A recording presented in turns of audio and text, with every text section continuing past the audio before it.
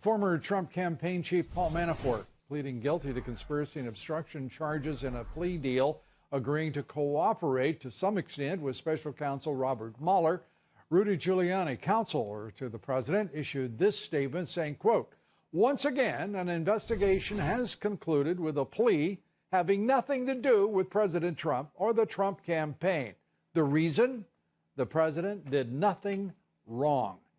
Joining us tonight, Greg Jarrett, Fox legal analyst, author of the New York Times bestseller, The Russia Hoax. Giuliani points out this has nothing to do with the president. The president did nothing wrong. And again, the special counsel is involved in something here that has nothing to do with his original charter. It goes on and on and on. I spoke to a source with direct knowledge of the plea negotiations, and he assured me it has nothing whatsoever to do with implicating Donald Trump, but rather it implicates two separate lobbying firms, one a Republican firm, one a Democrat firm with direct ties to Hillary Clinton. And that makes sense because if you read today's superseding indictment filed about an hour before the plea deal took place in court, it refers to Company A and Company B. And how Mueller, do you think, is aware that this is a Democratic operation, that he's treading on friendly territory? If he was going to go after Manafort, he had to go after the business associates who were in on the deal to lobby for the Ukraine government. And according to the superseding indictment, both these firms were using a Brussels nonprofit as a cover in order to... You don't say. As a conspiracy to defraud the government in not filing as foreign agents. And so those two firms... Are you saying that we could see two lobbying firms in a lot of trouble with the democratically led special counsel, or as the president puts it, Bob Mueller's witch hunt and the now, 17 Democratic acolytes? I believe that's the way I read the indictment, yes. But there's nothing in there to suggest, and my source tells me it has nothing whatsoever to do with Donald Trump, which dovetails with Rudy Giuliani's statement. Look, Manafort was so briefly involved in the campaign. His one job in his brief tenure was to secure the proper delegates for the convention. So it's always been dubious proposition that he was involved in some grand conspiracy with Vladimir Putin in the bowels of the Kremlin to influence the election. Well, I mean, we're sitting here now 26 months into this nonsense. These investigations, first by just about a year by the FBI, now almost a year and a half by the special counsel. We've got the Senate Intelligence Committee chairman, Senator Richard Burr, acknowledging there's no evidence whatsoever. What in the hell does it take for these fools to say it's time to shut this down?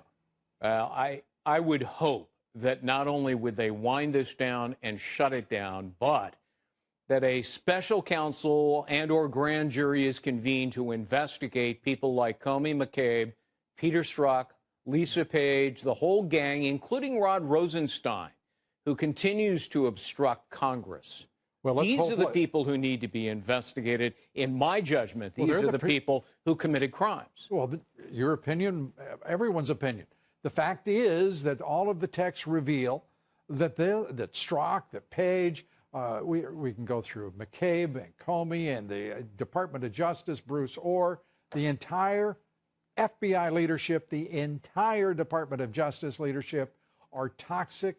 They're corrupt, politically corrupt, and they had, and we're now, after all of this time, we're looking at the investigators as the only corrupt enterprises involved in this entire mess. Not only was it a hoax to frame Trump, but then they were leaking this false information and intelligence to damage Trump. The leaks came from the FBI, the Department of Justice, the CIA, and the DNI, all of them, the alphabet soup of intelligence. Obama's intelligence community. That's right. James Comey's FBI. Yes. And James Clapper's DNI.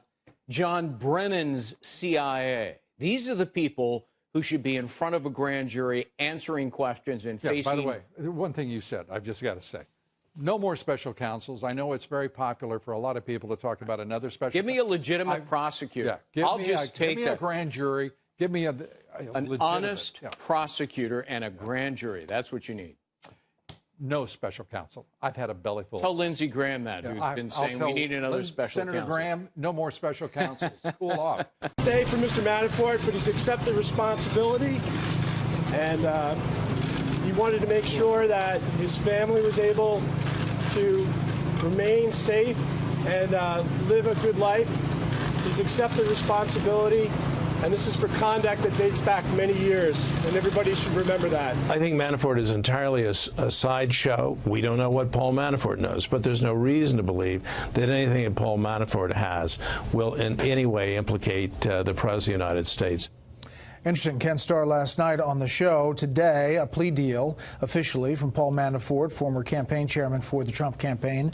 One count of conspiracy against the United States. We're talking about money laundering, tax fraud, failing to file the Foreign Agents Registration Act, lying to the Department of Justice. One count of conspiracy to obstruction of justice. That's witness tampering. He faced up to 10 years in prison on these charges in D.C., plus whatever he faced in those charges in Virginia.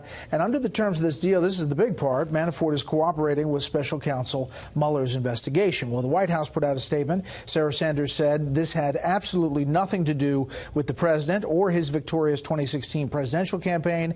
It is totally unrelated. Rudy Giuliani, the president's counsel, says once again an investigation has concluded with a plea having nothing to do with President Trump or the Trump campaign. The reason the president did nothing wrong. Let's start there with the panel. Jonah Goldberg, senior editor at National Review. Leslie Marshall, syndicated talk radio host. And Molly Hemingway, senior editor at The Federalist. Okay, Molly, significance, what we know, what we think we know. Well, this relates to the special counsel, so this is significant that Paul Manafort has pled guilty. That special counsel was set up ostensibly to root out collusion between the Trump campaign and Russia, and there has still been no evidence of that. One of the things related here was about failure to register as an agent of a foreign government.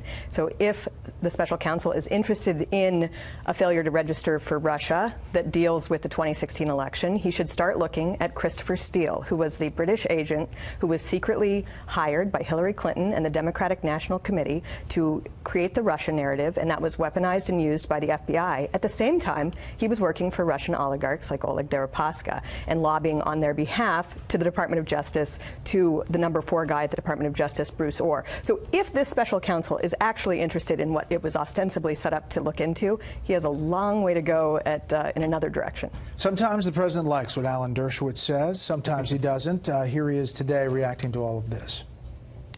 Well, of course they should be. There's nothing that he can testify to that would probably lend weight to impeachment, because he didn't really have close contact with President Trump while he was president, but he did have contact during the campaign. What they're looking for is self-corroborating information that can be used against Trump. Once he agrees to cooperate, he has to cooperate about everything. There's no such thing as partial cooperation.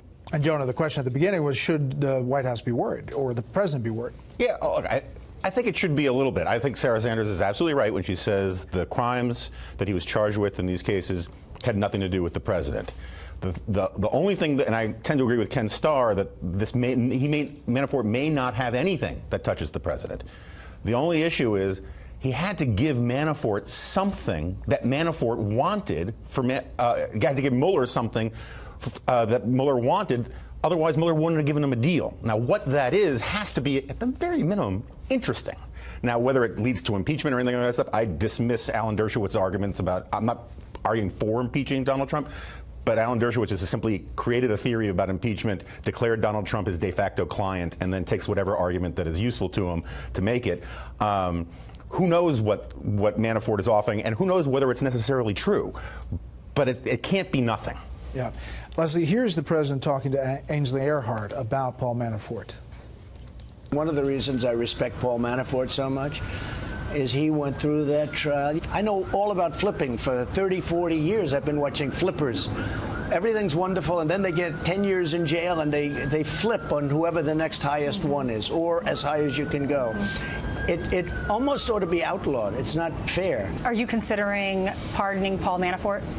I have great respect for what he's done in terms of what he's gone through. I would say what he did, some of the charges they threw against him, every consultant, every lobbyist in Washington probably does. At the time, obviously, Paul Manafort was suggesting he was not going to cooperate. And interesting, isn't it, that he said, you know, when you're facing 10 years, you're going to flip, and you're going to flip on anybody, even the person at the top. Telling, perhaps prophetic, we don't know, because we don't know what he is going to provide. Agree 100%. There has to be something of substance. There would have been no deal cut either way. Any lawyer knows that. But with regard to your point, this is a three-pronged responsibility that Mueller is tasked with, and one of which is the Russian meddling in our elections. And Manafort has relationships with a lot of different Russians, and that could be where he is going with this. Obviously, he is pressured and used this tactic to pressure Manafort to come to this point right now. And the big thing for Mueller is he was not in the room at the Trump Tower meeting, but Manafort was. And I think that's where he'll be able to have more information to know, quite frankly, if there was any collusion or any conspiracy. Not necessarily by the president, remember, but perhaps by members of his campaign. Right. There is nothing that has been released in anything to do with Manafort that has anything to do with Russia collusion in the 2016 campaign. None of the charges in either of the trials or in either of the situations have had anything to do with the 2016 but to their campaign. Point, they wouldn't have made a deal. Right? Right? It would seem that maybe there's something. Mostly what's been happening here in this very expensive special counsel probe is an investigation of FARA violations. So it might be more reasonable to suspect that he's going to cooperate against Tony Podesta or something like that, rather than something to do. In my opinion, not big enough. None of us knows. But to speculate when there has been not one scintilla of evidence, not one scintilla of anything dealing with collusion in the 2016 election seems also a reach. Here's what we can't Except speculate. for the Trump Tower meeting, which was evidence of collusion. But nothing compared to, again. And he was in the meeting, and Mueller needs to know what's happening in the meeting, which is why this testimony by Manafort will be telling. Nothing compared to the Russia dossier itself, which has yet to be investigated at all by the Mueller probe.